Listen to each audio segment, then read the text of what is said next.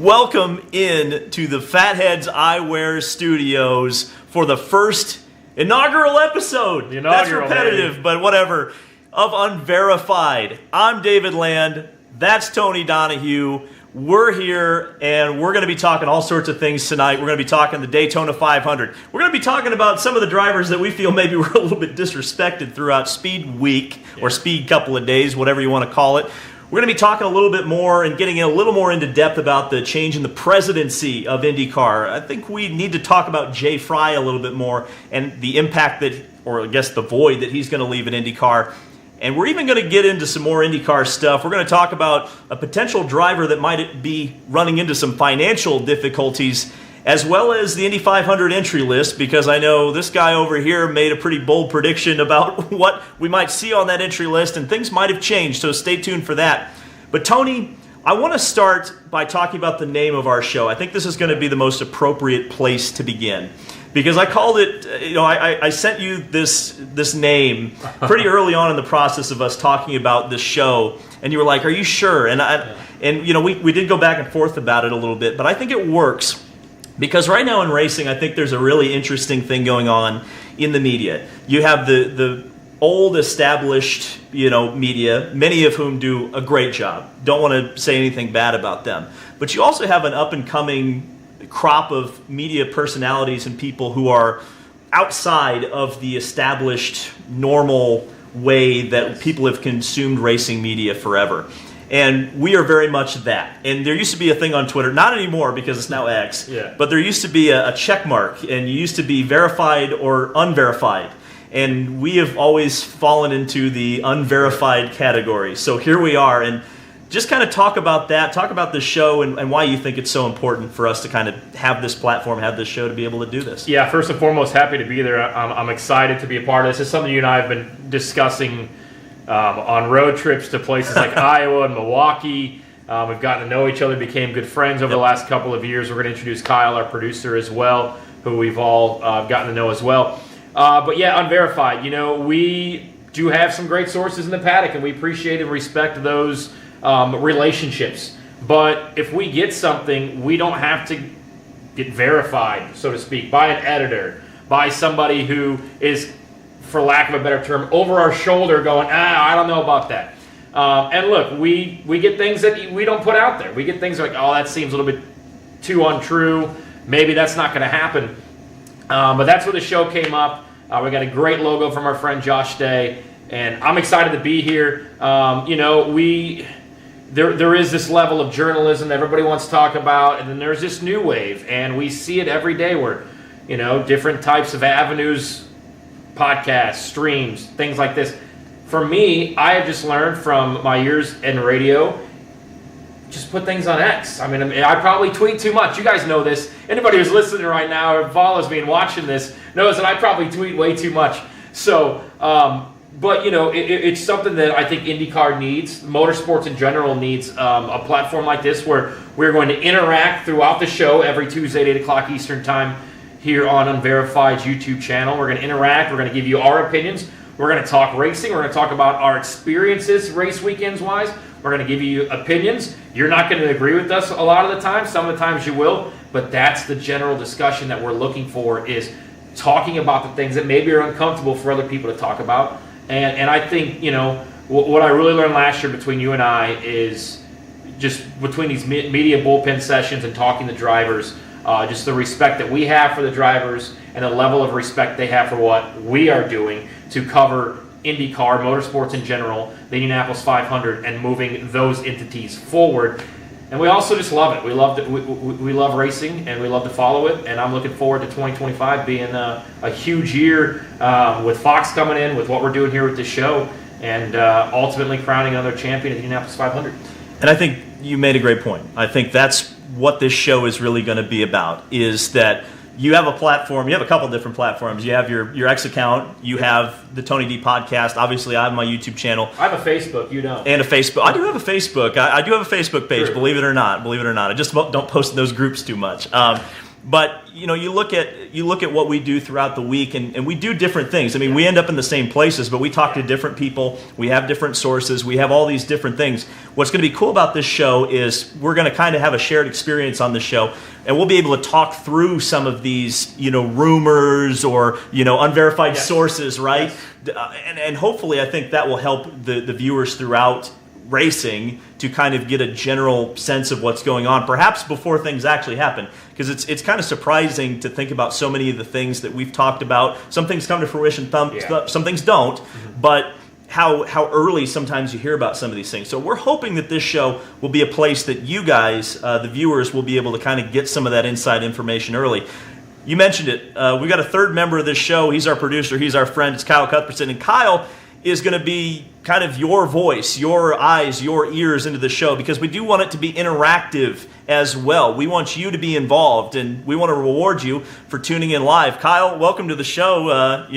Kind of tell me about what your perspective in this show is going to be, and kind of what's going on in the chat right now. Yeah, so I'm kind of the young guy of the three of us. I'm Zoomer. Yeah, I'm probably about 10 years younger almost 10 than David. Definitely. I'm old. He's Tony's old. Old fart. I'll be looking at the chat, as well as giving these guys crap a lot of the time, because I disagree with a lot of what they say, or I at least have a different perspective. That's actually the beauty, is I actually tend to agree with these two a lot, but, I'm a social media manager by heart and by what I do in my job, and I'm chronically online, probably a bit more than these guys. Which, that's crazy, because I'm online a lot. David's online a lot. But yeah, I'll be reading the chat. We're in both the Unverified channel tonight and David's channel. So there were people asking whether they should watch it on Unverified or David. Tonight it really doesn't matter, but in the future it's only going to be on the Unverified account. So make sure you go on to the Unverified channel and subscribe there. But yeah, new studio, first time using it. It'll only get better from here. So yeah, and I think, look, we're going to be every Tuesday at 8 o'clock. We have some big things to announce moving forward once we get closer to the month of May. And it's crazy that St. Pete, we're a week away from kind of traveling down there, those type of things. But just to go back to the Unverified thing, David, I think you'll agree with me because we've talked about this before. We live in a world where everybody is just chomping at the bits to make sure if you're wrong, you hear about it, and to make sure if they don't like your opinion. We don't mind the difference of opinions on this show. David and I have become friends, and I'm telling you this, we couldn't be further apart when it comes to personalities. And we'll tell these stories because we go on road trips together to travel to these races. And we're going to be open, we're going to be personable, we're going to talk about the things that we like, dislike. We hope you do as well, and interact in the chat. But, we're two personalities that couldn't be any more different, really. Yep. But we both can agree on a lot of things, and there's a lot of things that I'll say to David, and he's like, "Well, did you ever think about it this way? And what about this?" And there's a lot of things that David will say, "Hey, maybe this is happening." I said, "Well, what about this?" And so that's it. It's almost a full circle of discussing topics in racing, topics in life, and then in around IndyCar when we're at races. So I'm excited to kick this thing off. We've got an awesome studio here in the Fathead Studio. And we look good, we feel good, and we're ready to wave the green flag on IndyCar. And as we know, Daytona, whatever the crapshoot that was on Sunday evening. Give me your favorite time. Noon. The race was supposed to, by the way, advertised as a 1:30 start. They moved it up, but then our commander-in-chief decided he needed to take, a full Indy 500 qualifying attempts around the racetrack, and he couldn't get the speaker to work. It seemed like they're waiting on that. Yeah, that was crazy. Just to hear him call you people. Well, let me say this. Here's what's so funny, and not just the Trump thing, but anytime it seems like ever since, I think Sam Posey cursed this way back in the 1986 Indy 500. Right. If anybody knows, it would be you. This guy, this is the building that they built the 1982 winner. Well, so there's this. Well, this is the old Patrick Racing shop. There's a little bit of inside baseball right there. Yes. 3 Indy 500 winners came out of the shop. Pretty cool. I feel pretty cool about that. There might be the ghost of Gordon Johncock, even though Gordy's still with us, hanging over me. But the thing about to tie into the Patrick Racing thing, this two-way radio stuff with the booth and the race car drivers has been a thing since the 80s. But coming to the last restart in 1986, and Kyle liked this because it worked out in his favor, but Kevin Kogan was leading the Indianapolis 500, and ABC Sports, it was their first live broadcast. They got the bright idea. We're going to call the leader of the Indy 500 as he's coming to the last restart, and he's in the short chute, like ready to take the restart, and Sam Posey's like, Kevin, this is a really big moment in your career. What do you think? And Kevin just goes over the radio, really polite, but he's like, Sam, I'll talk to you after the checkered flag. And then he goes out there and he takes the restart, almost biffs it off a 4. Bobby Rahal passes him, and Bobby Rahal goes on to win his only Indy 500. So they've never figured out this like live radio to the television. And of course, it struck President Trump. And then 10, 12 years later, after the 500 in 98, 97 and 99, remember they go to Lion Dyke and he's upshifting and he drops a what the F. Yep. And then 99, they're on board with Robbie Gordon, and he runs out of fuel and yells F. And then a lap later, Kenny Brack's yelling, "Was that the F in checkered?" So yelling at AJ. They still haven't figured it out. Well, yeah, they probably should never ever do like hot radios over the. Because you know this, you spot Tony, right? Yes. Like you say some pretty off the wall stuff when you're on those radios in the heat of battle. It's just one of those things that you probably shouldn't do. The heat of battle, I think, completely describes the Daytona 500. Yeah. And I'm going to be honest, because I didn't do a video about it this year. I usually do a video about the Daytona 500, but this year... You probably could have taken last year's video and just ran it back. Well, that's for sure. I kind of feel like that way about the 2023 Indy 500, actually. But I don't get the Daytona 500 anymore. I think this race has completely broken me. Like, 2023 is the first year where I said, what are we doing? Because between the stage racing taking away the green flag pit stops, which in any 500-mile race, whether it's stock cars, Indy cars, whatever, the green flag pit stops are incredibly important to kind of sort the field out, because it's not just the best car or the best driver. Yeah. You also got to find out who the best pit crew is, who has the best strategy. All of these factors have kind of been removed from Daytona. And not only that, the times where there looked like there were going to be green flag pit stops, NASCAR threw a debris caution. Oh, yeah. Right? Whether it was there a Busch Light can on the backstretch? There might have been a Busch Light can. You never know. But the thing that I can't understand about this right now is what are we watching? Like, why are we invested in a 500-mile race that has really no meaning up until the last caution in the last stage? Because we saw so much fuel saving throughout the Daytona 500, and it looks spectacular on television. It's 3 abreast for 10 or 12 rows deep, but that doesn't mean anything because they're not really racing. Yeah. And I know back in our day, I hate to say this because I need to get my walker out, but the Daytona 500 didn't used to be this way. No. In fact, you go back to like 2007, which is a race that I think a lot of people remember fondly, but if you watch the whole thing, they're not all in a wad the entire time. They're just in a wad on the last restart. So I don't know, Tony, what's your perspective? Did you see the same thing I was seeing watching Daytona? You look at, I got an invite to do a fantasy app of who to pick, and it's like you pick whoever gets the luckiest. It's not the best driver. Although William Byron is a great driver, has won the last 2 Daytona 500s, it's who gets the luckiest, right? It's who can get through that crash, who can get through poor Ryan Preece once again flying through the air. And I tweeted it immediately. I tweeted after the ARCA race on Saturday. Tony Stewart's quote from 10, 12 years ago about, we didn't wreck enough cars, and I don't feel good unless we spend $150,000 per car on crash damage. I was texting with Catherine before the ARCA race, and I said, I would just go to the bottom and go to the back. ARCA, we know they're going to wreck, okay? But just go to the bottom and just hang loose. They're all going to wreck in front of you. As long as you get through it, you're probably going to have a chance at the top 10. A.K.A. Elio Castroneves, who was involved in crashes and still finished well in the ARCA race, which we'll get to him in a minute. I don't know. I don't know what fixes it. I'm not as technically smart as you are when it comes to that type of stuff, but, you're 9th coming to the line, you're 6th heading down the backstretch, and they all just wreck in front of you. And, there used to be a famous TikTok and a famous Instagram reel where they would play the music from Titanic.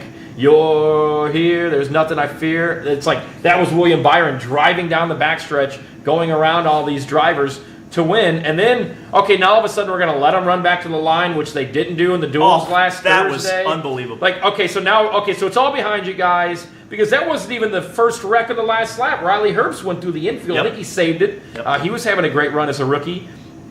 And then, you're going, okay, are they going to race back to the line? Because Reddick was coming. And I was like, is Byron going to win it? Oh, there's Jimmy running third in the Shaq Daddy car. Is he going to be able to do it? So, good for William Byron. I mean, I'm never going to be mad when the 24 car wins as a longtime Jeff Gordon fan. But I don't know. I really don't know. I promise I'm never going to ever bet on that race again because there's just no reason to. It's an absolute crapshoot. Absolute crapshoot. I think the saddest thing to me was William Byron actually broke a record this year. He became the youngest driver to make it to 2 Daytona 500 wins. And who did he beat? Jeff Gordon in the 24 car. Oh, no. But then you look at that, and you look at Byron's 2 wins in this era, and you look at Jeff's, and it's like, well, he beat the record, right? But like, which one's more impressive? I think it's Jeff off the racing, but like, honestly, like, it just made me sad. I'm not here to rip on anybody because a lot of these drivers I like, but how many drivers in the last 5 to 10 years have won the Daytona 500 and really hadn't won anywhere else? Or most of them. Yeah. So look, Ricky Stenhouse Jr., he's a good restrictor plate racer, but he hasn't won anywhere else. Austin Cindric, I think he's only won a Gateway outside of this, right? Yep. It was like a lot. I forgot who said it after the race, but a lot of those drivers were just in a hurry to wreck. I mean, I thought Christopher Bell had a great chance to win that race, and Cole Custer, who, I guess caused multiple accidents, probably has a ride because his dad's best friend with Gene Haas, and coming from an IndyCar world, we know that a lot of money comes from family, and that puts you in a car, as everybody well knows. But man, it was just like, and it's all, but it always seems to be Logano's involved in something, Stenhouse is involved in something. Like, we had the meeting of the minds because Logano and Stenhouse caused the first big one, right? It's always those two. It's easier to predict who's going to start a crash and wind up in the garage than it is to win the race. At the restrictor plates. The way I described it on Twitter is, and I stand by this. I actually feel more strongly about it now than I did when I tweeted it. Mm-hmm. This Daytona 500, more than it has in the past, and I understand in the past it just felt like a lottery, but this one was a true lottery because you have a driver coming across the start-finish line 9th, and it wasn't like William Byron passed. It would be one thing if he just had a huge monster run and passed 9 cars and wins the Daytona 500. Or even if a couple of cars crash in front of him and he passed 7, right? Yeah. But that was not what happened. It was the 2 drivers who I think deserved to win the race, which were Denny Hamlin and Austin Cindric, getting bowled over from behind because he had a land rush of idiots just getting put. And that, you mentioned what would it take to fix the Daytona 500. And I don't mean fix in like a Riggett sense. They try the best to do that every year. But I think to actually fix the racing at Daytona, you've got to get it to the point where I don't think the pushing is. I think the pushing needs to be out of restrictor plate race or super speedway racing, because I think that's really where the problem is. Back when we started watching NASCAR, you could push if you were skilled. Yeah. Because the bumpers didn't line up all that well, and there was space underneath the bumper where you could get underneath somebody and, as we used to call, jack him up, right, and wreck him. Yep. Well, now it's different because the way you wreck somebody is quite literally run through them, like Cole Custer did to Christopher Bell, right? But those are the kind of pushes that win you the Daytona 500 now. Yeah. We saw it with Denny a couple of years ago when Ryan Newman had that tremendous accident. He pushed, I think it was Ryan Blaney, really, really hard, got Blaney behind Newman, and that's when that crash happened. It slowed Blaney up enough that Hamlin could get through there. That's how you win the race now. And in the past, it was about timing. It was about positioning yourself in the right position to have one shot to do it. Yeah. But you didn't need like 3 or 4 cars or an entire lane to accomplish that. That's where the problem is right now. It's just that they're so jumbled up. They're so close. They're too close. Yeah. I don't know how you split them up. So this kind of ties in with what the chat. Someone in the chat just asked, how much do you think is etiquette driver-wise or the cars? Well, it's the cars. It's a lot the cars. It's accordion effect. Yep. When there's crashes, but a lot of this is there is a lot of give and take for the first however long, and then all of a sudden you get within inside 20 laps and everybody goes crazy. I think Kyle Busch or Denny's or somebody said Logano tried to didn't know how wide his car was. Tried to fit it somewhere it shouldn't be. Chase Briscoe, I'm a big fan of. I mean, he was kind of all over the place, jacked up as you mentioned, and you're gonna go for it, and you hope that it works out. Didn't that ARCA driver last year say, I'm just gonna keep my foot in until I see God or the checkered flag? Yep. I mean, that's kind of the mentality. Let me ask you this. Let me take it two different directions. Sure. One, I think the casual fan probably does like the Daytona 500 one because the casual fan probably likes chaos, probably likes crashes, probably likes the unpredictability of not knowing who's going to win that race. Even while they're down the backstretch, there's 5, 6, 7, 8 drivers that have a chance. We saw Elio run it. There's a chance maybe Scott Dixon runs it next year. Do you think seeing those crash? Remember Jimmy Johnson, the holdup with running the Indianapolis 500 was, my wife doesn't want me to do it. It can be unsafe. Do you think that this holds back maybe some other IndyCar drivers in the future of trying this? I mean, Elio was a pinball machine all weekend. I mean, it was bounce, bounce, bounce, bounce, bounce. Catherine had a hard hit. You talk about some of these drivers that have the open wheel IndyCar experience. I love the crossover. I was cheering for Elio. I would love to see more drivers. I mean, I think seeing McLaughlin run a road course in a Cup car would be incredible. Joseph Newgarden running the 500 maybe. Dixon next year possibly with maybe Trackhouse. We'll see. But I mean, again, it's a crapshoot. It's the accordion effect, and when that race is on the line, you know who the real winner is in all of this is the spotters. I mean, the spotters deserve raises. The spotter wins the Daytona 500. Yeah. I mean, put them on the. If you heard the audio, I mean, and as somebody, I've spotted on the road to Indy, right? Nothing major, but still. I mean, that dude, there's just so much information, and there is a chemistry that has to be there. So shout out to the spotters, because you're right, that is what wins you the Daytona 500. 2 points. You made the first point, which is the casual fans like the Daytona 500. Absolutely correct. Yep. I think here's the problem with the Daytona 500. It has become the stereotype that the stick and ball fans think our sport is. Right? They think it's a big wad, it's all left turns, it looks like there's no skill. There is skill involved. Let me be very, very clear. I think we call it a lottery, we call it random. There is a skill to super speedway racing in NASCAR. Let's not beat around the bush. There is a driving skill, there is a talent, there is a skill set to that. As a race car driver, you have to come with some tools equipped, or at least learn those. But wait, Ty Dillon's still going to ride. Anyway. Well, that's the problem, though, is the perception. The perception as a football fan tuning, and this unfortunately is one of the first major races of the year, and I would say the first race of the year that casual sports fans pay any attention to. Yes. I hate to say it, but right now the Rolex or the Chili Bowl, they're not bringing in NFL fans, right? The Daytona 500 does. And so they watch it, and unfortunately, I think the Daytona 500 does a lot more harm than good to our entire sport, because you get those folks into the door, because you intrigue them, that you go, let's find you a sport after the NFL ends. And the first thing they get is the Daytona 500, and what is it? It's the worst aspects of our sport. It's cars that can't get away from each other. It's a complete random crapshoot. You can't find a star out of the Daytona 500. You can't focus. Like back in the day, you had Earnhardt, you had Gordon, you had Dale Jarrett, you had a lot of the guys up at the front that, 5 or 6 guys that people could latch onto, attach themselves to. It's so random now that you can't do that. You can't attach yourself to the drivers, so then you have to watch the race, but the race is mostly uninteresting because it's mostly fuel saving, and then there's cautions, there's no live pit stops, there's no real unpredictability from that standpoint, and then you get to the end of the race, and to your point earlier about the cautions, NASCAR doesn't even seem to know their own rules half the time.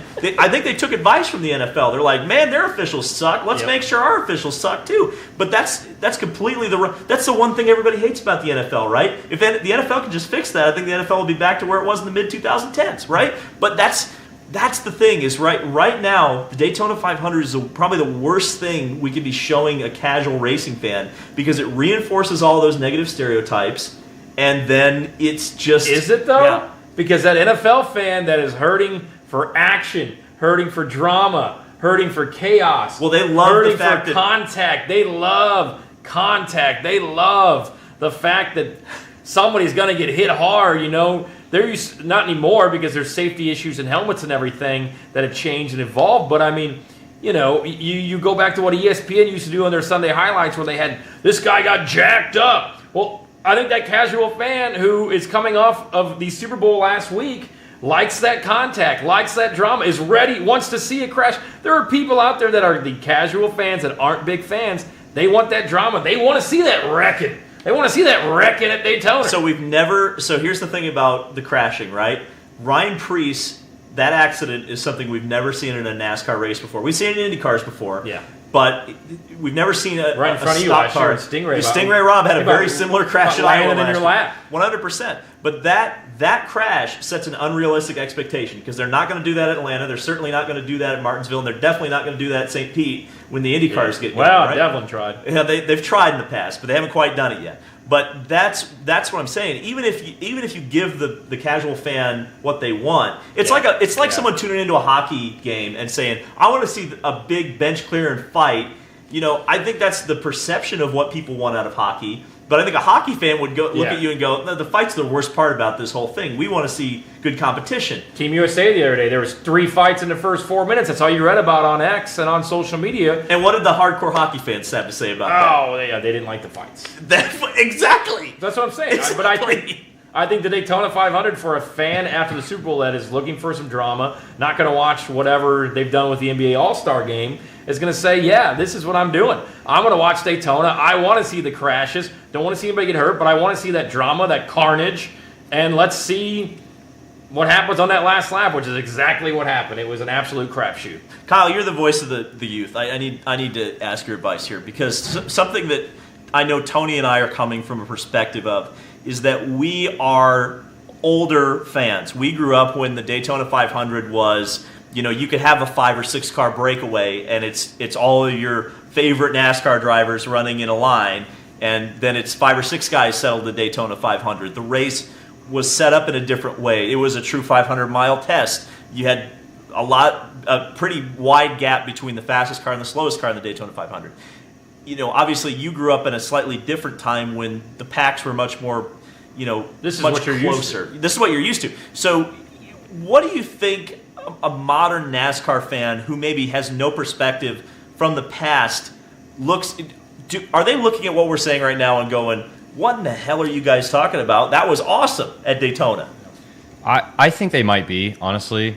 I mean, you have to think as well that NASCAR kind of changed when the next gen came around too. Yeah. What I grew up with definitely different than your opinion, but what I actually grew up with around 2010, 2009, wasn't that bad. It was inoffensive. It wasn't what it was in the mid-2000s, which peak super speedway racing probably was mid to late 90s to it probably died off around when the COT came out, right? So you look back at 04 when it's Tony Stewart versus Dale Jr., that was still great. But I don't know.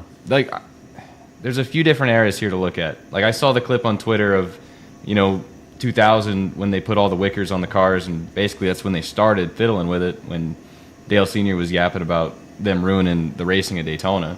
So you have that, and then you move to COT where the cars are huge and make such a hole and they get actual pack racing. And then there was tandems, and then the Gen 6, it sucked for a minute, and then they put the big-ass spoilers on them, and then they started killing people, or trying to.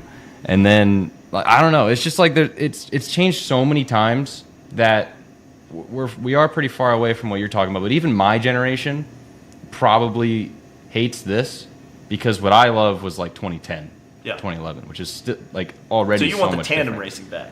I liked the tandems. I liked the drivers talking to each other. But I don't know. It was better in the 2010's probably better because the track was aging and handling, and it's just cool to watch. But I don't know. But there's probably fans younger than me that look at the Gen 6 racing around 2019, 2020 when they had those big ass spoilers and they could just have huge runs and do crazy stuff, that they probably miss that now.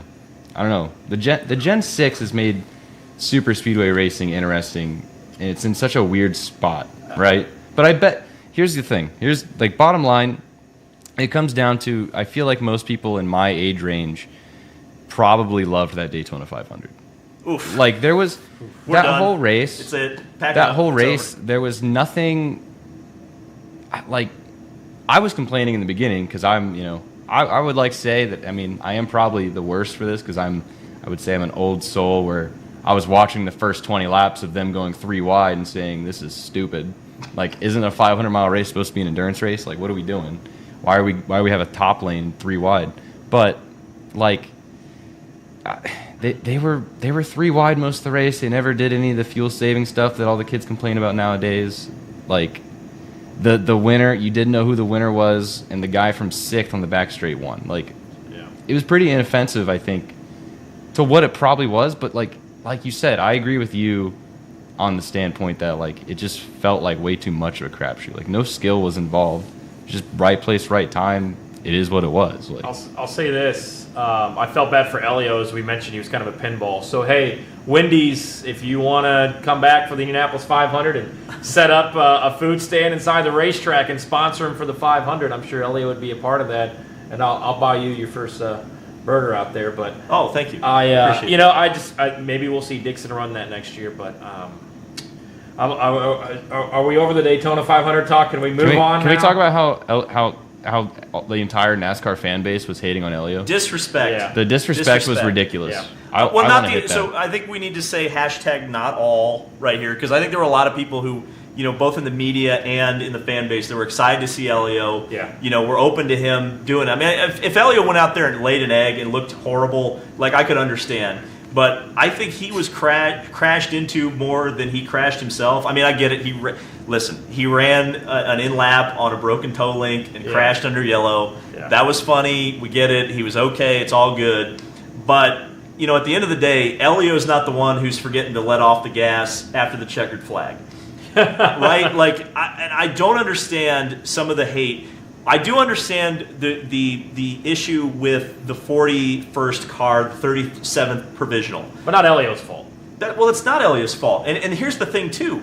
If you're mad about a 37th provisional, why are you not mad about the other 36 provisionals? I mean, I think it's either you're mad about all of them or you're mad about none of them. To me, a big race, and not necessarily, I think this is a staple of American racing, quite honestly, is the fact that you have to earn your spot. Yeah. Whether you're talking about sprint cars, whether you're talking about the Indy 500, whether you're talking about a local short track, you're talking about the Daytona 500, at least it used to be, there weren't a whole lot of, like, guaranteed positions. And even if you did earn a guaranteed position, you were high in points or you had a previous championship, something. But now it's just, well, you paid a certain amount of money and you get in the field. That, I think, I completely agree that you should be mad about that. But the fact that you're mad about Elio getting one, I don't know. I think it kind of quieted down once we got to the duels and realized that Jimmy Johnson and Dale Earnhardt Jr.'s car were going to be in. And Martin Truex. And Martin Truex Jr. I think those were they wanted, NASCAR fans wanted to see Martin Truex, obviously wanted to see Jimmy Johnson back in there. Well, then they should qualify for the race. Well, and they for sure wanted to see Dale Jr.'s car in there, which I totally get, I totally understand. And most of the NASCAR fans are going, because I feel this way too. Look, I'm a huge Kyle Larson fan. But part of me was like, well, I don't want him to come over to the 500 and spank the field, because what's that going to say about the IndyCar drivers? And there was a lot of NASCAR drivers that were like, well, that Trackhouse car is probably pretty good. Yep. If Elio comes over here and finishes top 5 or top 10, what does that say? So, but I think once Dale Jr.'s car got in there and Truex and Jimmy Johnson, that a lot of those things, a lot of that noise kind of was silenced. But overall, I mean, I watched a lot of the races. It's funny, I was sitting there with a friend, and I was like, oh, they're going to wreck. And they did. And I was like, oh, they're probably going to wreck again. And they did. It's become predictable what's going to happen. The only thing that's not predictable about that race is who's going to win. That's crazy. I do want to say this in defense of Elio. There was all this talk, even from, like, spotters who should know better, right?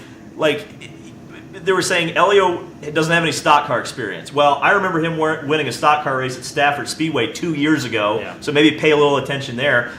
They say he has no stock car super speedway experience. That's a fault. That's a lie, because he ran IROC. And then he said that you have no close pack racing experience. Another lie. Have you seen an IRL race from about 2002 to about 2011? That's what they're doing with the next gen car at 40 miles an hour faster than they were doing at the Daytona 500. So explain to me why Elio wasn't qualified to be in that field. That was crazy. And that's why he ran the ARCA race, was to get more laps. And he finished Where did he finish in that? Yeah. Fifth, and he pushed the fifth. winner. He pushed the winner to the win, right? His teammate. Exactly. And you know what, Kyle? I think we talked about. He got hooked after the checkered. He got hooked. Elio made one mistake in that race, and there were a couple of cars. I think it was, I can't remember. It was William Sawalich, I believe, made a move to the outside.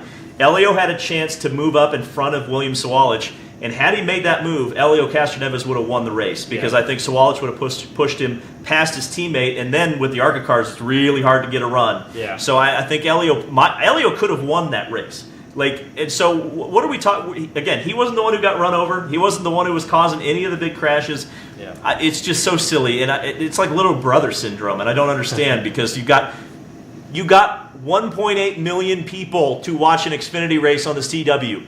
You ain't the little brother. Calm down. Yeah.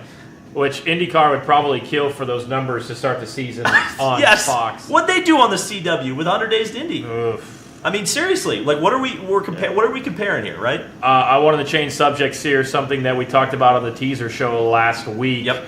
And that is Jay Frye and his departure from IndyCar.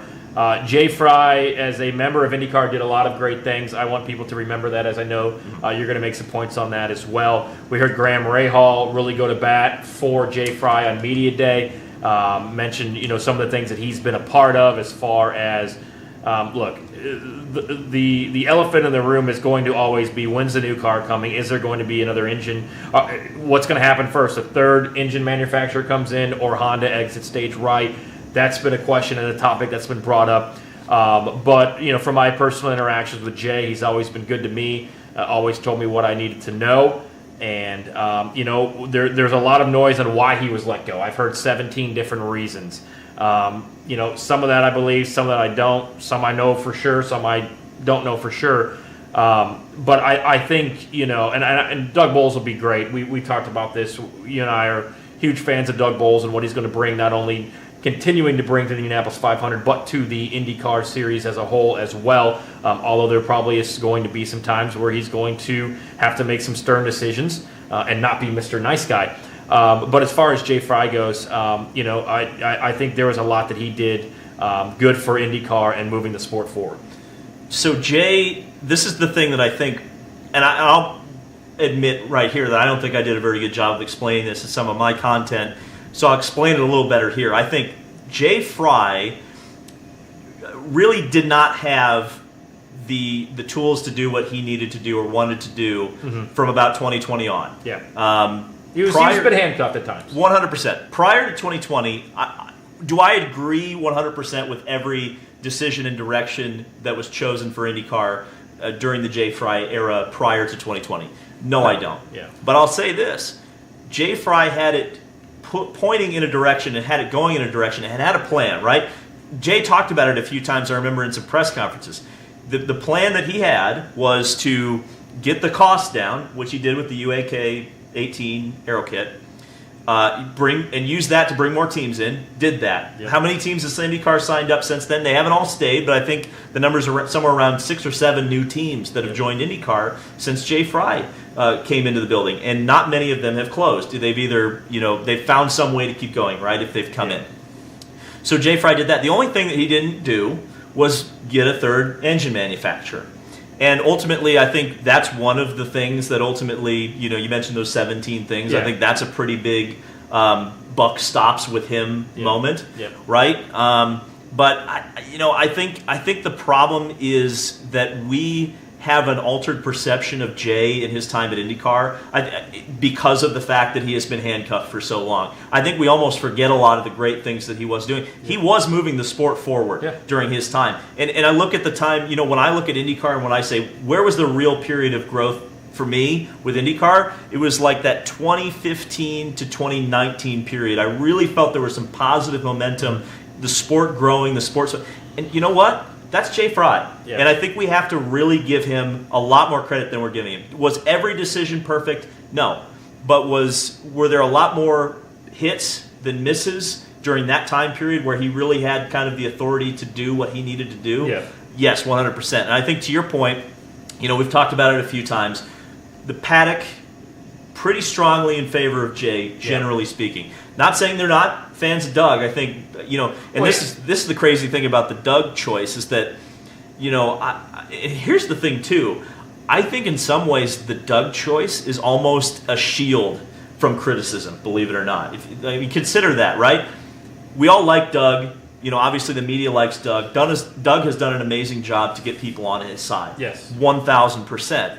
I almost think at times, though, and I'm worried this is going to happen throughout the season, when there are some things that we need to criticize about IndyCar. You mentioned the formula. Yep. I keep hearing the year 28, not 27, in terms of that, more often than not. We worry about Honda every day, right? And the jury still is out on the hybrids. Look, I mean, what happened last year, and with Scott Dixon having to pull off for whatever reason that was, and Ed Carpenter's comments at Iowa, I spent $100,000 or whatever. Most expensive 100 pounds. 100 pounds on my car. Yep. And we haven't even seen it in competition yet at the Indianapolis 500. We will in May. So, like you said, there was a lot. The timing was a little weird. I mean, a lot of us in the paddock had kind of gotten whiff of this possibly coming, for lack of a better term, and then we turned into 2025. It hadn't happened yet. Media Day, it hadn't happened yet, and then obviously it comes down last week. I think you're right with Doug Bowles. I think that it is a little bit of a shield to say, like, people like this guy, people respect him. I'm excited to see what Doug can do. I think IndyCar is in a very healthy place right now. The Indianapolis 500 has been healthy for a very long time, and that's Doug. That's Doug. IndyCar now is healthy and getting healthier. You've got a new team coming in. We can sit and bitch all we want about car and engine, and we need more high-speed ovals, which I totally agree. I would love to go back to Michigan. I would love to go back to a Pocono or tracks like that. Kentucky. But I think IndyCar is at a point now where, with all the marketing Fox is doing, I mean, they're knocking it out of the park. Fox is, I'm not here to be all over Fox, but they have been. I haven't seen a lot from IndyCar. It's all been Fox. But I think heading into the season, I am excited about it. I'm excited about the 500. I'm excited to see the future. The competition level. Every drive, Will Power talks about all the time how great the competition level is. I would tend to kind of disagree with that, because at the end of the day, we've had the same Indy 500 winner for the last 2 years, the same IndyCar champion 3 out of the last 4 years. And outside of Andretti, McLaren, which I would put like here, and then Ganassi and Penske, only one other team has won since 2022, and that's Rahal with Christian Lundgaard, who I'm very excited to see what Christian Lundgaard can do in that McLaren car. We'll do a season preview type of show coming up next week to discuss that more. But, just to wrap up the Jay Frye thing, I think there was a lot that he didn't get the credit that he deserved for. Let me ask you a question, because you brought up something that I think is an interesting point, and a point that we need to really hammer home. It's great that Fox is doing what they are doing right now for IndyCar. But I would say, I think the first point is, I'm going to give you 2 points here. First, I know where you're going. First few weeks, first few races, leading up to the Indianapolis 500, critical. Yep. We have just seen what the secondary NASCAR series could do on the CW, right? You're going to go directly up against NASCAR on Fox. TV rating, critical for the first few races, especially with the marketing push that they've had right now. Second point is IndyCar relying too much on and they've done this before with NBC. I remember this exact same thing. Relying too much on the TV provider to market the series for them. Yeah. What have we seen besides Fox? We haven't seen much. We've seen a new app for the fantasy that's been met with some criticism and has been met with open arms by some. To your point, it is critical every race perform when it comes to the TV ratings, because you don't want to get to the end of the season and Fox is going, holy crap, we did all this, and this is the number that we got? Yep. Hello FS1 and FS2 for 2026. I think it's great that you're going to be able to watch all practices, qualifying, those type of things. Fox has done a great job, but you have to watch St. Pete, and you mentioned this. We were talking, I think, about the Daytona 24-hour ratings, that type of thing. I think 1 million people. Yeah, St. Pete can get a good number. What I'm looking at is a race like Thermal or a race like Barber, where there isn't everybody. every advertisement you've seen right now, whether it was the Super Bowl, whether it was the pack you got in the mail that had Joseph on it. I love some of the outside of the box thinking that Fox is doing. However, I'm more interested. It's St. Pete. St. Pete's what you hear. Okay, so what about Thermal, which the All-Star $1 Million Challenge, whatever the hell it was last year, because nobody knew what it was. If that lays an egg, because it's probably not going to be the most exciting race. Barber can kind of be a snoozer. The Indy GP can certainly be a snoozer. Oh, yeah. Please turn. We need sprinklers. If it's sunny out there, put the sprinklers down the backstretch down home. I'll go out there with a garden hose. I'll do it. Hey, Doug, I'll do it. I'll get that garden hose out. I'll stand out there. But I think you have to have a good number. I mean, what's a good number? Is it 1.5 million for St. Pete? Yes. You taking that? 1.5. I think you want to be around where Mid-Ohio was, because I think it'll be leading into NASCAR, which is going to help you a lot. Yep. So the last IndyCar race that led into NASCAR was Mid-Ohio. Yep. That did about 1.5 million people. But here's the thing, Tony, and it's something that we harp on. We all harp on. Whether you're talking the media, you're talking drivers, you're talking fans. This is where the schedule is going to hurt them. Unfortunately, because you talk about that Thermal race. Yeah. And if that Thermal race is the week after St. Pete, I'm feeling a lot more confident than I am 2.5 weeks after St. Pete, which is where it is right now. I refuse to call it 2 weeks, but apparently 3 weeks isn't accurate to say either. So 2.5 weeks after St. Pete is Thermal. There's accurate. We got to be accurate around here. We got to get it right. You know, I don't want to get an X post that's like 9. Oh, that's coming anyway. Long. Don't you worry, buddy. But what is that weekend? What is Thermal weekend? What big event that everybody loves that weekend? It's the opening round of the NCAA tournament you're going up against. Last year in Thermal they were doing, I remember driving through Palm Springs listening to one of the games. And look, you can't sit around and go, oh, well, we're going to move this. I mean, they've already proven that they don't want to go up against the NFL, right? So, and you can't with Fox. And you now. can't. You can't. But, you know, you can't go around and say, no, we don't want to go up against the Masters. We don't want to go up against the NCAA tournament. You kind of take what the schedule gives you and what Fox wants and when Fox wants it. But I'm excited. I'm optimistic about it. But I'm also a realist. And if you lay an egg at St. Pete, I mean, what do you think is going to get the casual viewer to watch the first race besides Joseph as a little seaman running across the commercial? I don't know if that was the proper term or not. That's crazy. That's a crazy thing to say. I'm trying to think. Because sorry, Alex Palou French kissing. Well, I think that the ads are fine. Yeah, no. And here's the thing. I see this on Twitter a lot. I'm about to get in trouble. I might have to stop you. I'm not gonna. But here's the thing. I see some people complaining about the ads on Twitter. Yeah. And I'm like, guys, you're gonna ruin it. That's what the Zoomers want, You're right? gonna ruin it. Don't the Zoomers want that stuff? They're spending so much. Like, I get it, man. I get it. Like, maybe it's not. Maybe the terminology used in the ad is not up to your personal stand. Yeah. Just cool it. It's okay. It's been good. So my question to both of you, I think, since you brought up, do you think the TV or IndyCar is letting the TV do, most of the work? What would you like to see from IndyCar to do specifically? Like, what would you want them to do? IndyCar. I've said this. This is the example that I've used, that you took me into a Lego store in Nashville, and I couldn't do that. I couldn't get out of there quick enough. It was educational. But when you walk into a Lego store, which, I mean, I'm not into, but adults build Legos, and so do kids. You go in there, you see IMSA, you see NASCAR, you see Formula One. And Formula E, and Extreme E. And all that. Okay, you go into a Meyer location here locally in Indianapolis, you can get NASCAR cards, you can get Formula One cards, you can get die-cast cars. Many of the same Lego sets you saw in that Lego store in Meyer, right? IndyCar's biggest problem is getting into households, which is having sponsors that are brand name, having yourself inside of grocery stores with little cars, those type of things. They've got shirts in Target. And stores that aren't within 465, by the way. They have shirts in Target, and then they had a shirt last year in one of the stores, because I bought one from Hollister. It's the only thing I've ever bought in Hollister in my life. But they had one, and it said like Indy 1992 with Graham Rahal's like Aeroscreen car. Like, even like some of the shirts, it's like, wait a minute. I always said IndyCar needs a fact checker. They need somebody in that office that's fact checking everything. Wow. Hey, St. Pete TV channel, instead of saying, hey, this is the highlights from today's IndyCar practice and it's USF 2000. Just send them a highlight package of one of the practices, and maybe they do. I don't know.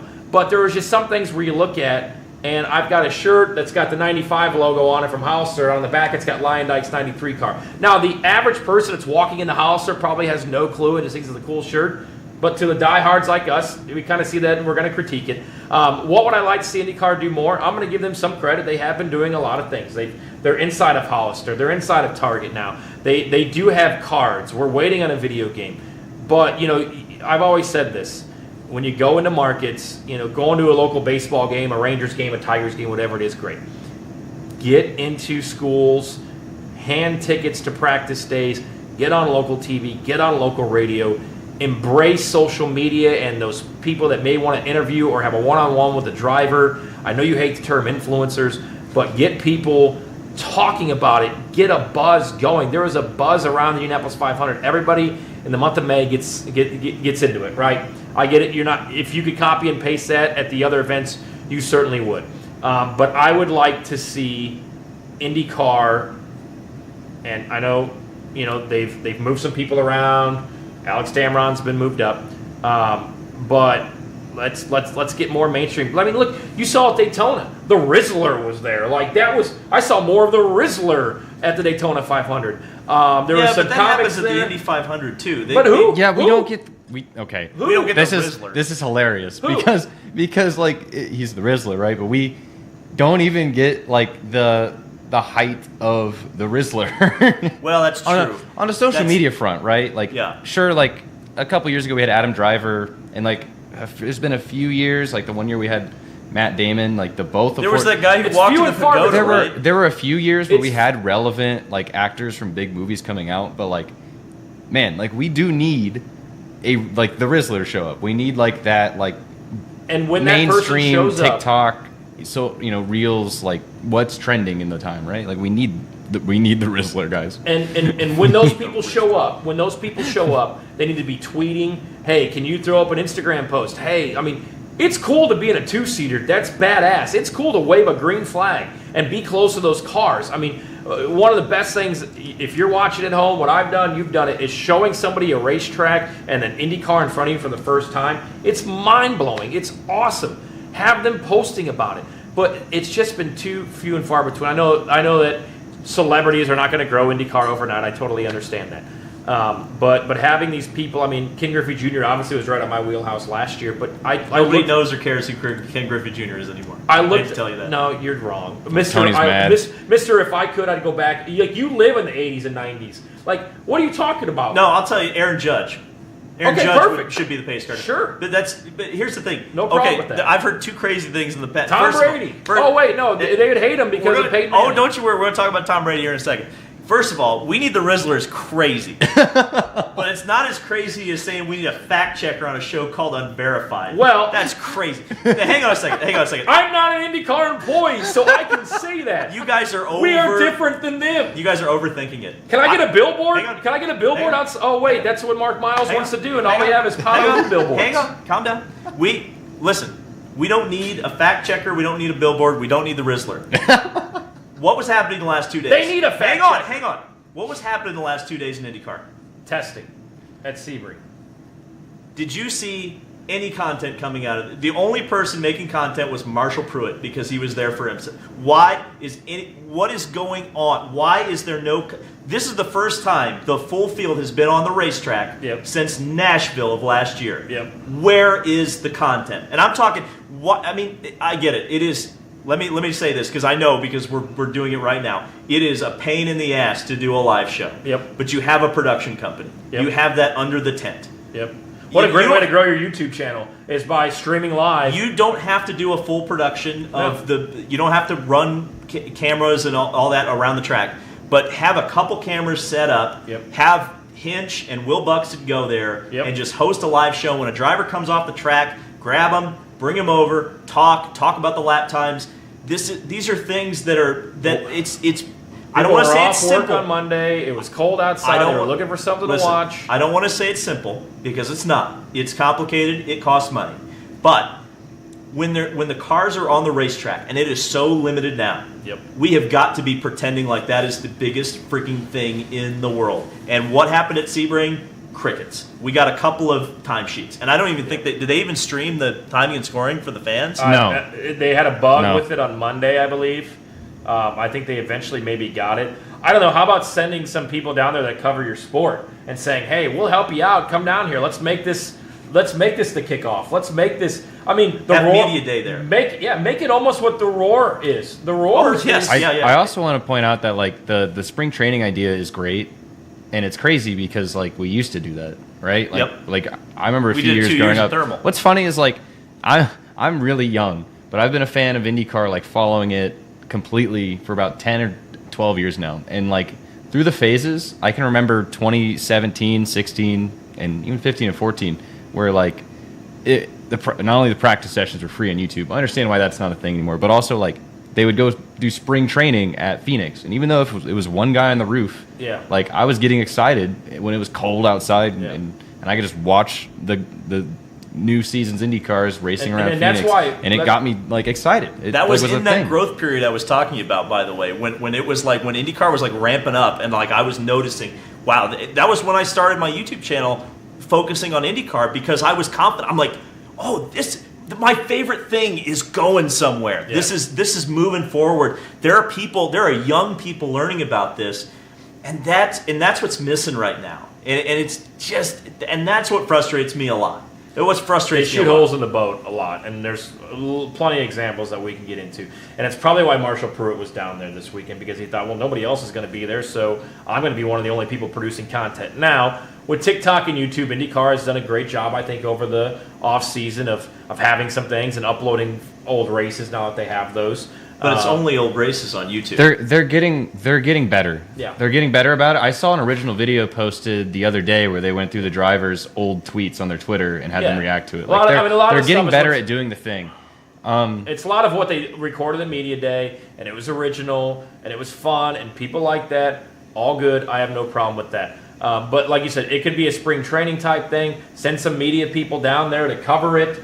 I don't know. It's. Hey Kyle, how many views did Formula One get on their team unveil? Yeah, I was just about to bring that up. Kyle, bring that up. Yeah, I'm gonna bring that up. I was just about to bring that up. Actually, while we're talking about marketing and preseason things, they did that today. Did any of you watch it? And what did you guys think? Because I'm not gonna lie, I skipped through it and only watched like a couple of the unveils, because each team had like a dedicated video for their launch that was very precise to like their branding and what they're trying to like portray themselves at. And it made me realize, like, man, like F1 is so big right now because not only the drivers, every team has a brand and personality to work and build off of. Like, they have done such a good job at branding that like even the teams have their own personality. Like, it's crazy. Well, like wearing nowadays, I was looking at like some of my hats that I own, and I own like an Alpine hat, and I looked at that and I said, that's like, what's so weird now is wearing an Alpine logo or a Haas logo, or obviously like Ferrari or Red Bull.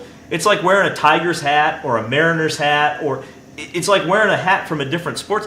But you never see someone wear just a Team Penske hat unless they were getting free tickets from Marlboro, right? Like that's you're just not going to see that, and that takes time to build. Let's be very clear. Yeah. We're not expecting the moon right now, but you look at what Formula One is doing, and they're producing content to engage their fans in the sport when things are not actively happening. And I think that's what you have to do. To your point, I mean, Nashville was what, 6 months ago? I mean, you said it from as soon as we drove back from Nashville. Oh, we got a 6 month off season. 6 month off season. The non-racing season. Or the non-racing season, excuse me, as they pub it. That's the correct terminology. I don't know.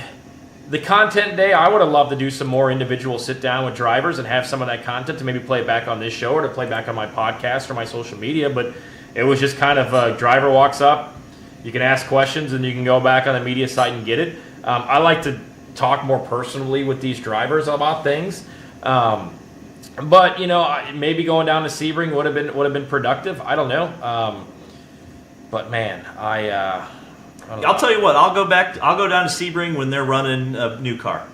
That's when I'll be going to Sebring. So on my own dime. I'll get on to Sebring if they pay for they put me. I'll be in Sebring for IMSA. So last thing on this, I did look it up. Yes. I cannot see the live viewers after the live stream. Oh, okay. What's the number though?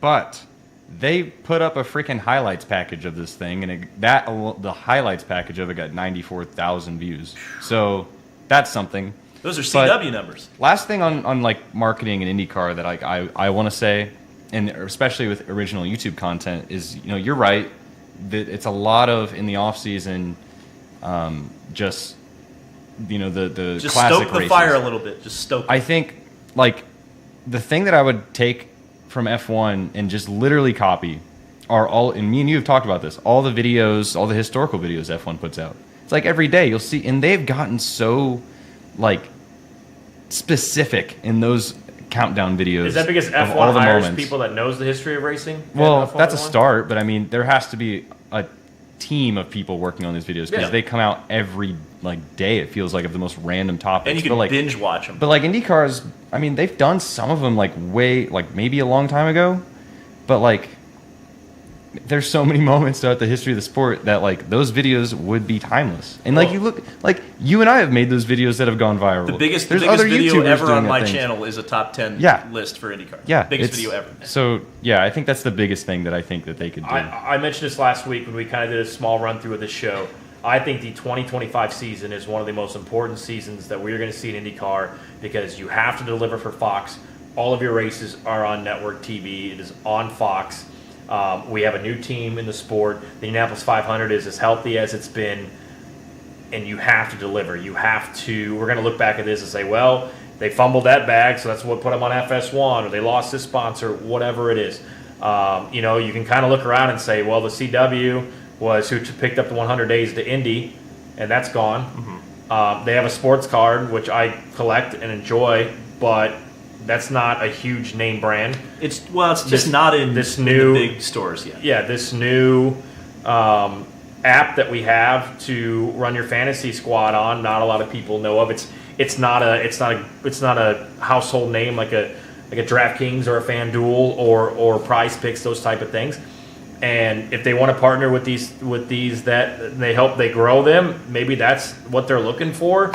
But it kind of just shows you maybe where it's at. And this is a great opportunity to attract sponsorship. You have money now. We've heard a lot of people in the past say, oh, well, we don't have the budget. Marketing, we don't have the money for that. Well, now you got some money from Fox. This is a time to, like you Zoomers say, full send it. Full send this. Let's make IndyCar great again. Hey, speaking of sponsorship and potential lack thereof, I know where you're going. Big story that I will look into the camera because there might be somebody watching that is going to call me out for this. I don't understand 1,000%, but it sounds like Conor Daly might be having some issues with sponsorship right now, specifically Polka Dot, which was a major sponsor of his last year. I know you've been kind of keeping track of this story. Yeah. I do not understand how this is working. Can you explain it somewhat in layman's terms about what's going on with Conor right now? Well, I don't know too much about the whole meta universe. I don't think it's a Bitcoin or online, that type of stuff. I'm not educated about that, and maybe I'm the problem. Maybe Polka Dot has said we didn't get enough ROI and people looking us up, learning about us, talking about us. Everything that Polka Dot and Conor have done back and forth over the last couple of months of trying to get a sponsorship for the season, trying to get a sponsorship for 5 races, the value has gone down every time that they've asked. That's all public. That is all out there, okay? It's been sent to me, all the conversations, the contract, even last year was public. Usually a lot of that stuff just stays private and you never really get a chance to glimpse at it. That's something that Polka Dot prides themselves. I do know this. Yeah. That's something that Polka Dot prides themselves on, is being very open and transparent with what they're doing and the relationships they have, because they are very much focused on creating like a network of folks who buy into Polka Dot. I do know that. And it is a network. And in any network like that, you have what some people call your sharks, which probably have more pull, maybe have put more money in early, maybe own the most of this. I think it's a Coinbase. I really don't know. And that's probably the problem. Yeah. As somebody who likes and supports Conor, maybe I didn't dive into Polka Dot a little bit more to learn that. Maybe, collectively as a fan base, we didn't do that. With that being said, it seems like somebody who has a lot of that power and that pull said, no, we're not going to do this, while a lot of people underneath really wanted to do this, saw the value in Conor Daly, saw the value in Conor Daly's social media, saw the value in Conor Daly leading the Indianapolis 500, having a white and pink car that looked great, having Conor's social following. Look, I've done deals with Conor before when it comes to autograph session, sponsorship, that type of thing. Conor knows a lot of people. He is very much a personality, has a podcast, as we know. I would say this, and I've defended this, and there's a lot of people that have came after me by saying, oh, well, the results for Conor aren't there. Here's what I'm going to tell you. Conor doesn't really wreck cars, okay? And he obviously was pretty pissed when Ed Carpenter let him go at the end of the 2023 Indianapolis 500. Conor doesn't wreck cars. He's fast. He can bring, and Juncos Hollinger Racing needs sponsorship. And I don't know why last year they didn't really have a lot of sponsorship. Maybe there was just money coming in from Augustine Canapino and they didn't need it. If you can't sell Grosjean, I mean, he's got a lot of followers, Formula One background. Conor gave this team their only podium, their best career finish, their best career run in IndyCar. Conor is good on the ovals. He can continue to get better on road and street courses, which, I mean, you think about he could have won Detroit a couple years ago, back in 17 or 18. I hope Conor stays in the car, because now the conversation has turned to, well, he didn't get that polka dot money, and all we've heard is Juncos Hollinger and Brad Hollinger is starting to want some of that money back that he has invested, because we haven't seen sponsorship. He probably hasn't seen ROI on that. I hope that Conor's in that car throughout the entire season. If not, bare minimum the ovals, because if there's 33 on the entry list and you're a car owner that's looking for money, you maybe say, well, we're going to put somebody in there that can sign us a check, because he's not going to get bumped. Now, if there's 34, 35 cars, which we don't know what's going to happen, we'll talk about that. I would keep Conor in there, because Conor can race, can qualify into the show, and then can race his way up, as we've seen the last couple of years. Conor's best at your most important race, which I think is key. Another key that you brought up. And there's more ovals, which he's good at. Well, and you talked about the struggles of Juncos with sponsorship. That was a big issue. I think a lot of people forget what a big issue that was last year, and what a huge service Conor did to that team by putting that 78 car on the podium at Milwaukee, launching them well up into the leader circle. I think Conor earned himself that job then. Yeah. And quite frankly, I think there's going to be a loyalty. Here's where the loyalty is going to be tested, I would say, between Juncos and Conor, is if he doesn't have the sponsorship to bring, how long do you stick with him? I think you have to stick with him at least through the Indy 500 if there is a question of money.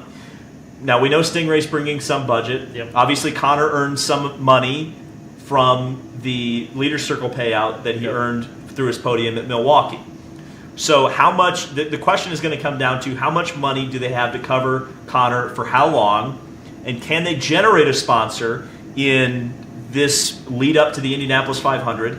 And to maybe a point we made earlier, want to go back to television? Those TV ratings are going to be pretty damn important leading up to the Indianapolis 500. I think overall there is a sponsorship problem inside of IndyCar as an entire series, as we've seen. A lot of it is B2B deals. A lot of it is this driver can sign the check and put himself into this car. There's not a lot of sponsorships inside the sport that you can kind of go out and, support, really, if you think about it. There are a couple, but consumer type of products. What I would say is, and I'm not very happy with Juncos Hollinger Racing. We can get into that another time. I think bare minimum you keep Conor in there for the ovals only. I don't think you can go out and get somebody that's going to be able to perform on the ovals like Conor can. Now, if you're looking for some money and you say, hey, we've got to fill this gap that we thought Polka Dot was going to be able to fill, then maybe you go out and get somebody for the road and street courses. Maybe, somebody who has money. The Fittipaldis were rumored throughout the offseason to possibly land a ride, that type of thing. But I think if you, as a race team, if you want the best results, bare minimum on ovals, it's having Conor Daly in that car. I would agree. But as you so astutely said, the problem with, and we even talked about this in NASCAR to tie back the beginning of the show, it so often comes down to money. It's not about the best driver. It's not about what's best for the sport. It's no longer about talent, mostly. But I guess that kind of moves us into the next and final topic, the Indy 500. Yep. Because there was a point, and I think a lot of us on the inside, I suppose we could say, who have sources who can, kind of talk about these sort of things throughout the off season. Boy, the non-racing season. Yes. Through the non-racing season. Put $1 in the jar. I know, I gotta go to the swear jar. We talk about the Indy 500 entry list, and there was a point where I'm thinking, hell yeah, we're going to get 36 cars. Yeah. Yep. The conversation has shifted. Yep. We're talking 2 3s right now, and obviously one program hasn't been announced yet that you were pretty sure, and to be honest, I was pretty sure. A lot of people within the sport were pretty sure was going to get announced. It hasn't yet. What's going on, Tony?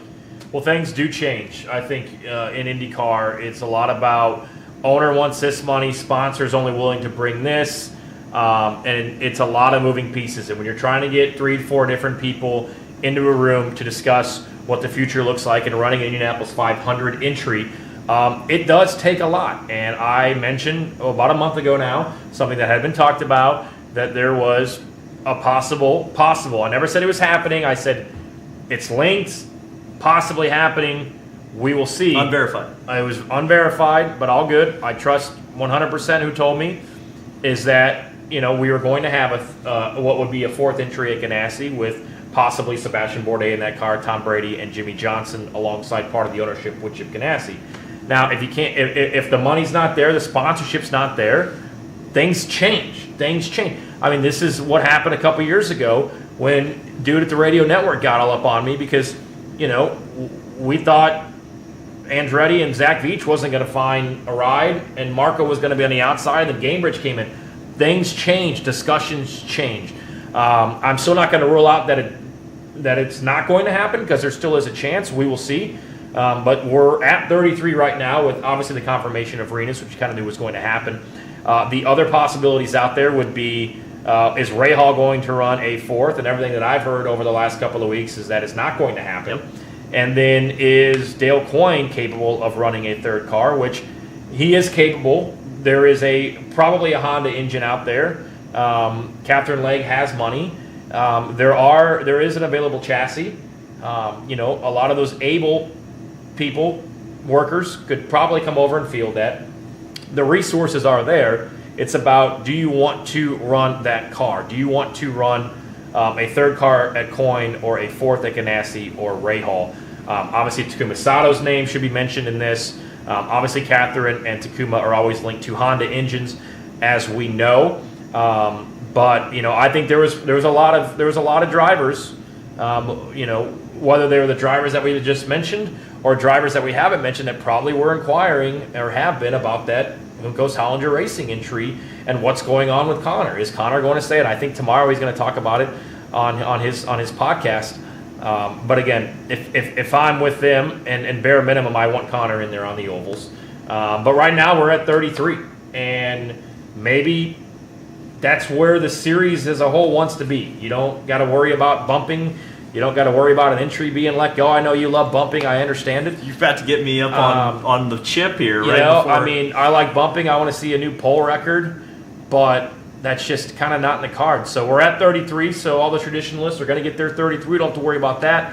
And at this point, once you get to 33, these owners with these possible extra entries are going, is it worth it? I could miss the show. I could miss the show and not get that sponsorship check that I thought I was going to get. I could miss the show and have a wadded up race car at the end of that Saturday or Sunday qualifying. Or I could make it into the show, have that sponsorship money, and then I'm only getting, $330,000 for my entry as a one-off at the Indianapolis 500. The real bump day right now happens in the boardroom. It's about, can I get an engine? Who's going to pay for it? And now we're at the point where we're talking about, well, one of the 33 cars the driver might not have sponsorship, so we're just going to bump him out with that. That sucks. First, that just sucks. We need to I don't know how we fix that problem. We got to fix it because, to your point, You look, bump day we need. Hold on, I'm not going to let you get off the hook about Tom Brady here. Okay, you kind of wanted to get away from it. I understand. No. But no, here's the thing. I've been ripped for it. All these people are going to come after me. I'm going to tell you that they shouldn't rip you for that because nobody's denied it. Nobody has denied it because what I understand maybe I'm a year is too going early. on with that is that there was too high of an ask from one of the partners involved. Yep. The budget didn't line up Yep. with the expectations of what a 2-week Indy 500 program is, and that's where things have stalled. I think the real question, because I'll put it this way, I have no reason to believe that this was not something that was talked about. Yeah. Tom Brady, Jimmy Johnson, Chip Ganassi, Sebastian Bourdais. I think all of these things, and it makes a lot of sense for a lot of reasons. If you look at Sebastian Bourdais, he's one of Jota Sport's drivers. Yep. Well, the owner of Jota Sport just bought into Jimmy Johnson's NASCAR team. Sebastian Bourdais drives for Jota Sport. Tom Brady is one of the sponsors and partners at Jota Sport. All of these entities, Jota Sport just bought the Cadillacs that Chip Ganassi runs or was running in the World Endurance Championship. Jota's now running those. Yep. There's a lot of connections between all those things. Sebastian Bourdais used to run for Ganassi in sports cars just a year ago. Chris Wheeler. All of these different people who are... So it makes a lot of sense. It was talked about. But I think the real question is not so much that it isn't happening or whether it was legit or not. Why isn't it happening? And why wasn't that put across the start-finish line? Because if it doesn't happen, it's not so much a reflection of, Tony Donohue was wrong. To me, that's not the headline. Yeah. The headline is, how does that bag get fumbled? Yeah. Pardon the pun. Yeah. But how do you have this broadcast partner in Fox, someone who that broadcast partner is paying $100 million a year to call football games, and you can't get him associated with one of the biggest teams in the Indianapolis 500 with Jimmy Johnson, who's a huge name. Yep. Just all these things could have lined up, and I get it. These things are difficult to get across the finish line, but I think there is a question raised. If it doesn't happen, why didn't it? Yeah, and I agree. Especially when we're only talking about 33 cars. Well, you're just really kneecapping yourself then. Okay, so if you're an owner and you've got a chance to run another entry, you take the risk of bumping one of your other cars out. Sure. I think I honestly believe, and this is not a knock on anybody that's on that race team, but we've just seen how they've qualified. I think if you're Ray Hall, despite the fact that Catherine safely qualified in a fourth car for Ray Hall 2 years ago, Sato was in the top 12 in qualifications last year. I think you're going, I'm risking knocking out one of my full-time drivers with this one-off entry. You're right, though. Why didn't this get across the finish line? Why wasn't Tom Brady involved? I mean, look, if Tom Brady and Donald Trump are there, who's going to get booed more at the Indianapolis Motor Speedway? That's a topic for another day. Is there a prop bet on that? But, it would just add to that broadcast element. We have a Super Bowl champion. We're diehard Colts fans in this room, besides Kyle. He's a Browns fan, so you know how much disappointment he is in the NFL world. Not that thanks, man. He's not a disappointment to us, but a disappointment thanks, in his man. fandom is. Thanks. But having Tom Brady there and just that brain, and you worked the 7-time thing in with Jimmy Johnson, and hey, you're an owner now, you're part owner. What have you learned? Take us down, what have you learned being on the pit box? What have you learned being in these engineering meetings? I don't know. It would have been, I think it would have enhanced the broadcast. It would have enhanced the excitement. Not saying it's not going to happen, but we're getting deeper. I mean, there's been Indy 500 entries that have been announced, in March. There has been. But, we're what are we, 2 months away from that open test? And you kind of got to get it rolling if it's going to happen. I'll put it this way, Tony. I think there's a better chance that you're going to still see the fourth Ganassi car, but it might not be this partnership. I think that's what we might be headed to right now. Then who would it be? Because we know Sato's got money and probably an engine. We know Catherine Legge has money and probably an engine. I don't think that's probably going to necessarily happen. But is there anybody else? Is there anybody else that you can see? I'd run it back with Takuma. I mean, yeah. I mean, if we're looking at it from an objective standpoint, I think if you're the Indianapolis Motor Speedway and IndyCar, you might look at man, that ELF activation was really awesome, and Catherine Legge in a car that's capable of winning the race would be a storyline. But, if I'm looking at it from an objective standpoint as a racing team, and I need this car to be competitive and have a capability of winning the Indianapolis 500. There's no reason I wouldn't look at Takuma Sato as probably my first pick in the draft, so to speak. I don't know who else you could really... I mean, what's weird about having 27 full-time cars now is that you don't really have that pool of drivers anymore for the Indianapolis 500. And that's what's weird now. Well, and I think, to your point, and kind of what you mentioned with Catherine, is you've had this great activation with Elf last year. You had Elf basically a store inside of Pagoda Plaza over there in the Midway. And you're not going to have... You have a lot of momentum. You have a lot of female momentum in the sport, as we see almost every day. And Elf has been a partner not only of Catherine's, but of the Indianapolis Motor Speedway. How are you going to spin that she's not on the entry list if she doesn't make it to the entry list? I remember the reaction. What was the last year that didn't have a woman? Was it 21, I think? Was Simona in 21? Simona was 22. 22, so then 2021. So it was 2021. And I remembered it was a pretty negative reaction. I mean, it was the vocal minority. Let's not beat around the bush. I don't think there's that many people who are that invested on what the gender of the drivers is. Yeah. I think we just care how many of them there are. You know what I mean? But I think there is a pretty strong fan base. You see it. I mean, whoever the female driver is, and sometimes it's multiple female drivers, they sell a lot of merchandise. They have a lot of attention. They get one of the biggest cheers when they're introduced at the Indianapolis 500. So it's important that they're there for sure. So you mentioned, Kyle asked, what can an IndyCar do in the offseason?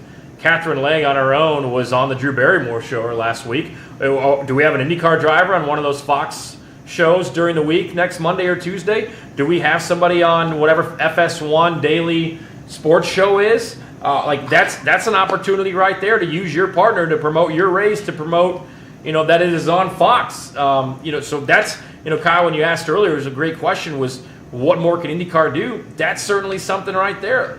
Fox has their daily shows. I can't tell you off the top of my head what they are. Speak out or something, speak up. FS1, yeah. I mean, I'm sure Skip Bayless could yell at Joseph. That guy who looks like that Penguins YouTuber guy. Oh, yeah. Or Steve Aoki. Yeah, he looks like all those guys combined. I don't know his name, though. Real quick, before we wrap up, I know we're way over, which is totally fine. That's why we're live. We're giving you free football. We're going into overtime, race fans. Appreciate the interaction. Please like and subscribe on all social media, especially here on YouTube to watch every Tuesday, 8 o'clock Eastern. I want to thank our friends at the shop. We are all, as Kyle would say, swagged and dripped out. You can use our promo code right there, Unverified 15.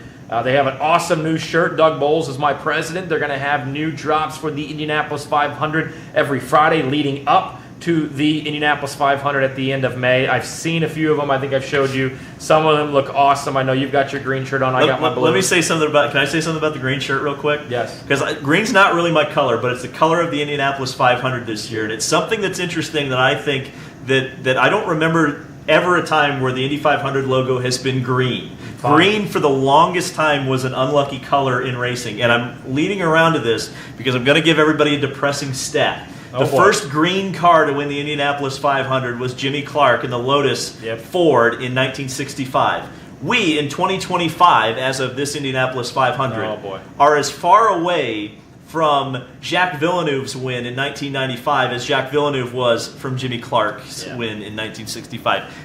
There's your stat. Yeah, that was kind of like what I mentioned with Scott Dixon starting and winning an Indy Lights / Next in 2000.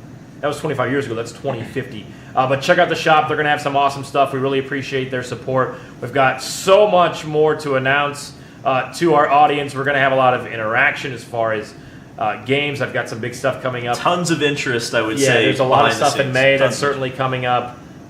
May's been a little bit easier to sell than the remainder of the season. Wow, really? Can't believe it. But I'm excited for it. Kyle's, we appreciate him. He's done great work this week with the graphics, with the social media post, getting everything out there. I'm the only one in the room going to St. Pete. I mean, I'll be here next Tuesday, but I'm the only one going to St. Pete next week. Yeah, we're going to have that. I think we're going to have that discussion next week. Yeah. I mean, I've got some things with the DL 500 Club I'm going to be doing for that. And I think it'll lead into a larger discussion about IndyCar and media and what's valuable and what's not. But I'll tell you what, Tony, I think this has been awesome. I mean, thanks to everybody both on the Unverified channel and on the David Land channel. This was a simulcast. I mean, this is something, I'll tell you what, it's crazy that we were able to pull this off again. Huge props to Kyle, huge props to Rico Elmore, the owner of Fatheads Eyewear, who got us the studio. And nice glasses. And check out the glasses. We've got the link down in the description to Fatheads. I think they make me look good. And if they make me look good, you're definitely going to look good in them, that's for sure. But, I mean, seriously, it's an amazing thing that we've been able to pull off here. I hope folks have enjoyed it. And we're going to be doing it every week at 8 p.m. on Tuesdays. That's pretty wild. It's been a long time coming. I know you've got some great content coming up on your channel over the next couple of days and weeks. Obviously, I'm still going to continue to do the Tony D podcast. But, yeah, I mean, this is something that you and I have discussed. I shot Rico a text right away. He's like, I got a studio. Let's make it happen and bring in some partners together, and we'll announce some more things. But, I know some people, and we'll never be able to hold a candle to these guys, but a lot of people have mentioned wind tunnel and kind of bringing that back a little bit. And obviously Robin Miller was one of my mentors. I met him at the age of 3, and he's helped me out through my days when I was at 1070 The Fan and JMV, and what I've learned from JMV throughout all this and in the background that we have. I mean, my first gig was writing for Thomas Schechter's website, so yeah, it was a lot of dropped half shaft recaps, but sure. We still love that. I did want to mention this, and I know it probably doesn't matter to most people, but it's been asked. The Coke 600 this year is on Amazon Prime, so the Indy 500 will be re-aired on Fox 59 afterwards. But that's all I got. I'm ready for next week to discuss some of our predictions for the 2025 season, who we like, who we don't like. Hopefully Juncos keeps Conor Daly in the race car. I know there wasn't a lot of individual talk about drivers throughout this show, but we're certainly going to have plenty of opinion for you. We love the interaction. That's why Kyle is here, is to kind of be your voice, and Kyle's his own voice to give us a little bit of a taste of what it's like looking at racing from a different perspective of our younger generation, that IndyCar, that the Indianapolis Motor Speedway and racing in general is trying to grab onto. What do you say? Boomers. Yeah, you had to get it in there. I mean, we've been talking about Zoomers this entire I said it time. earlier. Man, we got Zoomer. We got one Zoomer. We got one Boomer. We're good. And I'm kind of in the middle. It's weird. It's weird. No, it's been fantastic. Thank you guys so much for tuning in. Appreciate you guys so much. Tuning into Unverified. We're going to keep pushing forward. I think this is only going to go up from here. So we appreciate you guys being in on the ground floor. Bit of a longer show than we're expecting. I think this is probably going to be about an hour each week, but we figured we'd give you a little something extra for joining us the first time. So for our producer, Kyle Cuthbertson, for Tony Donohue, I am David Land, and this is Unverified.